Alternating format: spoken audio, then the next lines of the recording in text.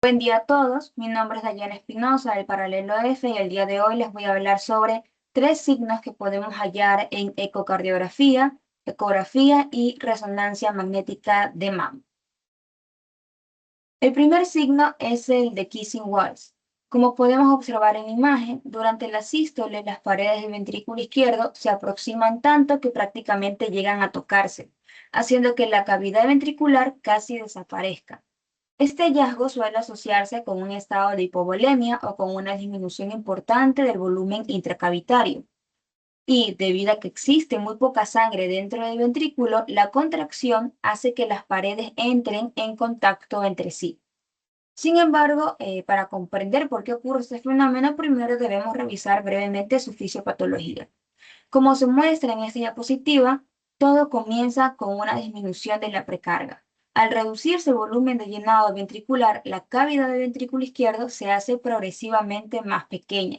Cuando ocurre la sístole, el miocardio mantiene una contracción fuerte, pero al existir poco volumen sanguíneo, las paredes terminan aproximándose hasta contactar. Este aspecto incluso puede dar la falsa impresión de que el ventrículo está hipertrofiado, cuando en realidad el grosor miocárdico es normal y lo que disminuyó fue el tamaño de la cavidad.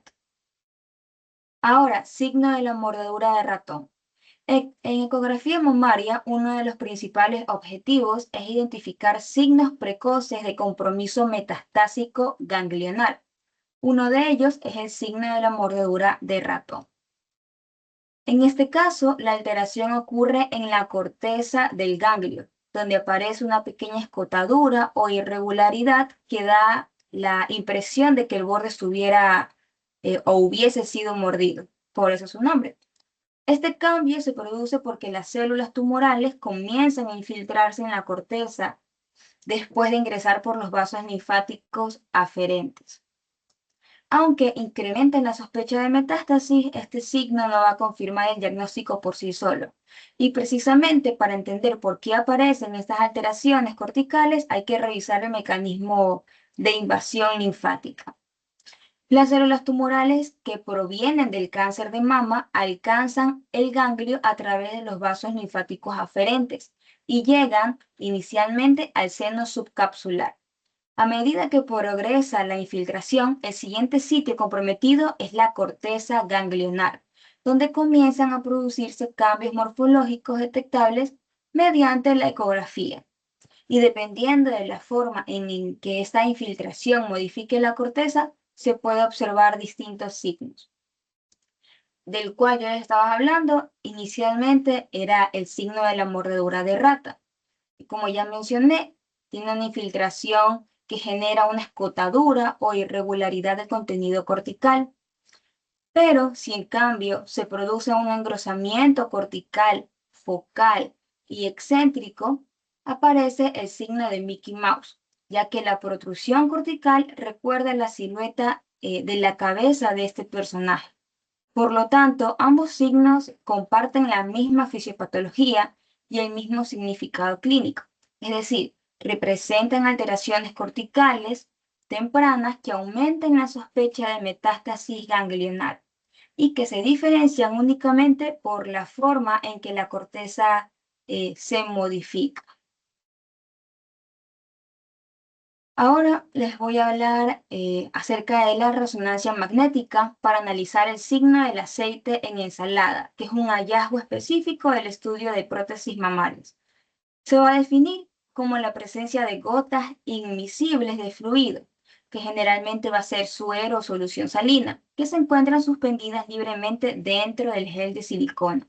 Fisiopatológicamente, esto se traduce como la composición heterogénea del contenido del implante, lo cual es altamente eh, indicativo de una ruptura intracapsular en prótesis mixtas de doble luz, donde la barrera entre los compartimentos de agua y silicona ha fallado. Para el imagenólogo, la confirmación técnica va a depender de las secuencias de pulso. En las imágenes que se ven en pantalla, en la secuencia de T2, el agua, que va a ser el suero, brilla, por lo que observamos múltiples focos hiperintensos que están dispersos en la silicona, simulando unas gotas de aceite en agua. Sin embargo, en la otra imagen, al aplicar una secuencia con supresión de agua, esos mismos focos se vuelven marcadamente hipointensos o negros. Este cambio de señal va a confirmar la naturaleza fluida de las gotas y diferencia el signo de posibles burbujas de aire o artefactos, asegurando así el diagnóstico de rotura en implantes de doble luz. Un error común es confundir fallos en el contenido con fallos en la membrana. Por ejemplo, el signo de la lágrima que vemos en esa diapositiva es una invaginación local de la membrana.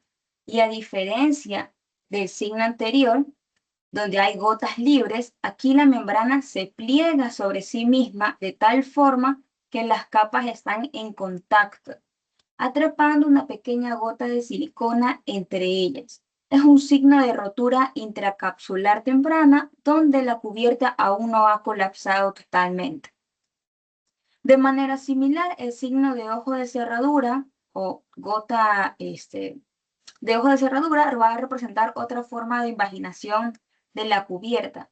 La morfología se parece al de la lágrima, pero con una diferencia clave. Las capas de esta membrana no se van a tocar.